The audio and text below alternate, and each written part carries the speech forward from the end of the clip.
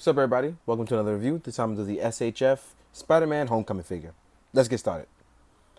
First and foremost, I want to start by saying some people may not like the texture of this figure or what goes on. I actually like it a lot. I think it adds a stylish differential to the figure. Overall, I just like it. I'm not too nitpicky about things like that. So, let's get into the figure. First and foremost, this is the first for the Bandai and their new Spider-Man bodies.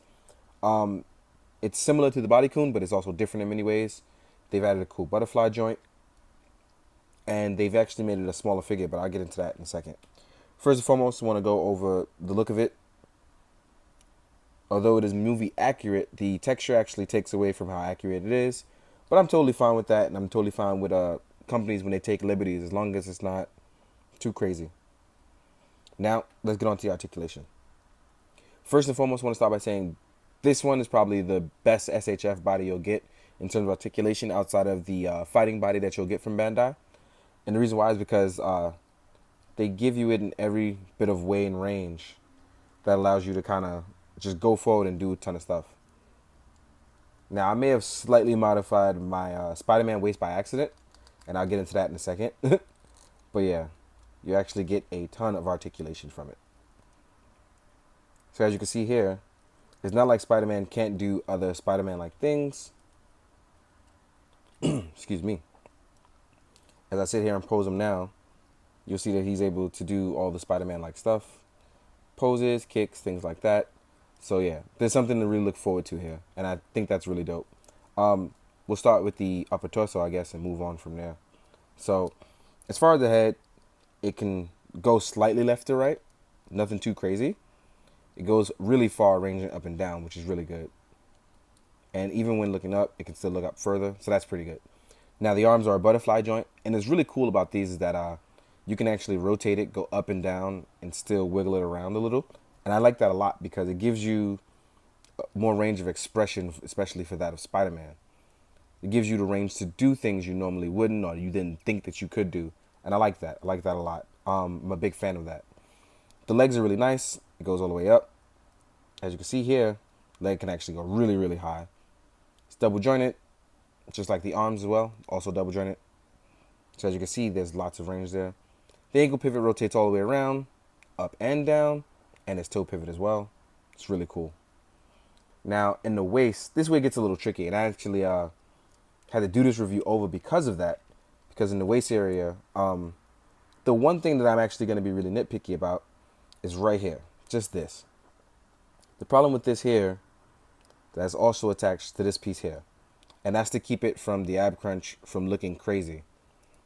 I don't have an issue with that.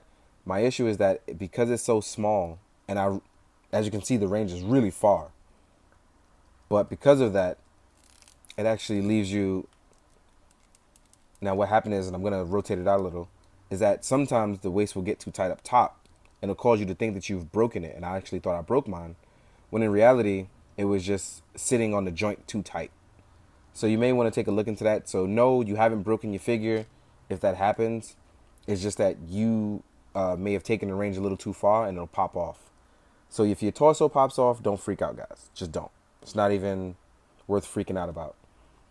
Now, in terms of accessories and stuff like that, I'm going to go over that. First, I'm going to put Spider-Man in a cool pose. Something everyone will enjoy, hopefully.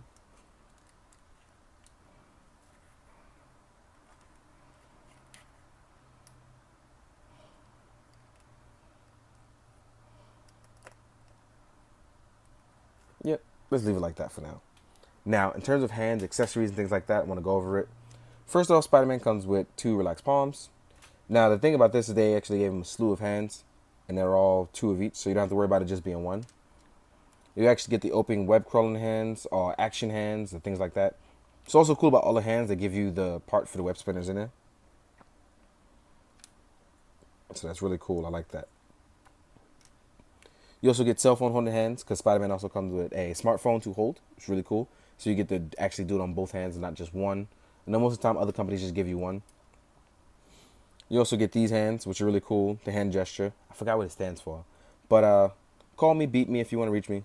You know, get me on my cell phone. So I really like these hands. Really cool gesture for that. Then you also have the web line hands. And these will hold your web line for you. And I'll show you that actually right now, instead of just waiting. So you actually get one long web line. And as you can see here, you can pop it right in the hand. And you can actually put it a little further up so that way both hands can hold it. And it's really cool. I think they planned really well for that. And then the most important hands that Spider-Man can have, the web shooting hands. It's really important. I think this is cool. The hands and figures are placed right where they need to be. So you can see the holding actually the web shooter and pushing it down. Spider-Man also comes with some other accessories. I'm going to go over that right now. Change the pose because this is important here. One thing that's actually really important is the backpack. I don't know why I changed focus, so let's fix that. You get the backpack. Now the backpack is really easy, and I'm going to show you how and why. On his back, you'll be able to take this right out of Spider-Man's back. I don't have nails, so I'm going to use this. Falls right out really easily. You're going to take the backpack because it actually opens up on the side. You go right through one side, right over the shoulder. You make sure the plug matches the other plug piece and plug it right in. Then you just shift it. Now Spider-Man can hold his backpack with no issues. None whatsoever. It'll make him a little back heavy, so just be aware of that. Be a little careful. And it fits on just fine. Backpack is actually really nice. It's a nice beige color. I don't really have too many issues with it. The other cool thing that Spider-Man comes with outside of the web line is actually two web shootings. One long, one short. So as you can see here, this is the long one. And then you get one short one. Sorry about that. So you get one long, one short.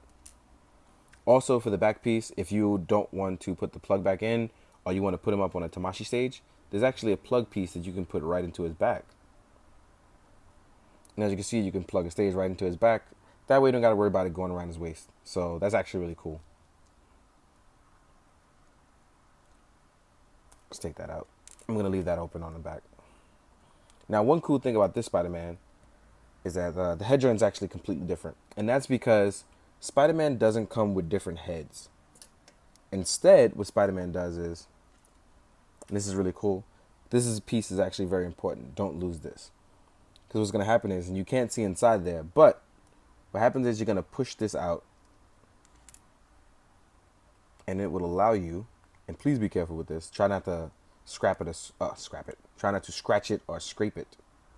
And I'm trying to be careful with that now as well. I'm actually going to use my tweezers. I'm going to push that out. And as you can see, Spider-Man now has no eye. And that's because Spider-Man actually comes with swappable eyepieces, which is really cool. I'm not going to do it now. I don't want to run the risk of dropping small parts. So yeah. There's actually one for an opposite set of eyes and one for the squinty eyes. You can mix and match it. It's kind of like how Deadpool was for the Revo one. Except that now SHF is doing it and they're giving you option parts for it. So it definitely adds the extra expression of Spider that you need. And that's why this head is like that. It's a different peg. It's completely different. It's new. And that's something different. Now, next up, the other thing I want to cover, I think it's the last thing actually, is a tiny smartphone because I forgot about it before. So it actually does come with a little tiny StarkTech phone. I don't want to call it an iPhone. It's a StarkTech phone. It's the MCU. Now, Spider-Man's height is actually really small, so I'm going to go over that really, really quickly before the end. This is him compared to the Mafex Amazing Spider-Man, who's gigantic now compared to him. This is him next to the non-scale Figma Spidey, because we all know Figma says that they're non-scale, so let's actually call it what it is. So I can see he's even smaller than these guys, right? Even if you take those guys away, when you compare him to, let's say, Cap or the Mark 46, he's actually much smaller than other SHF as well. So he's that in the size of a kid. And that's something that I actually really, really like. I like that he actually stays the size of a kid. It's not one of those things where you're going to, have him. And I'm not even talking about like being a scale Nazi. I mean, if he's a 15-year-old kid, he shouldn't be gigantic. They actually put him on a smaller, slimmer kid's body. And I'm a real big fan of that. This is him next to Doctor Strange. This is him next to Black Panther. As you can see, he's much smaller than them.